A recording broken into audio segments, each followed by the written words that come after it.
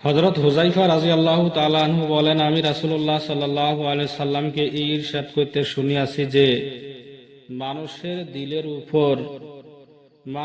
দিলের উপর আগে পিছনে এমন ভাবে ফিতনা সমূহ আসিবে, যেমন চাটাইয়ের চোটাগুলি আগে পিছনে একটা অপরটার সহিত জড়িত থাকে।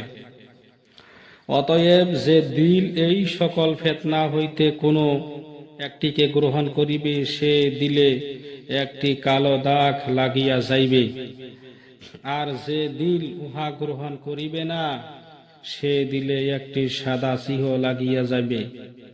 অবশেষে দিল দুই প্রকার হইয়া যাইবে, একটি সাদা মরমর পাথরের ন্যায়। যতদিন আসমান জমিন কায়েম থাকিবে, কোনো ফিতনা উহার ক্ষতি করিতে পারিবে না।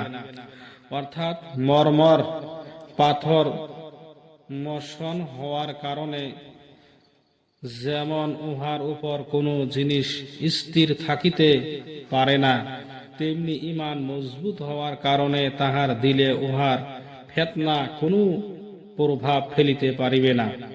দ্বিতীয় প্রকার দিল কালো ছায়া রঙের উপর করা পিয়ালার ন্যায় হইবে, অর্থাৎ অধিক গুনাহের কারণে দিল কালো হইয়া যাইবে। যেমন উপর করা পিয়ালার মধ্যে কোনো জিনিস থাকে না, তেমনি এই দিলের মধ্যে গুনাহের প্রতি ঘৃণা ও ঈমানের নূর অবশিষ্ট থাকিবে না, যে কারণে সে না নেকিকে নেকি না গুনাহকে গুনাহ বুঝিতে শুধু নিজের খাহিসের উপর আমল করিবে, যাহা তাহার দিলের ভিতর জমিয়া গিয়া থাকিবে। মুসলিম।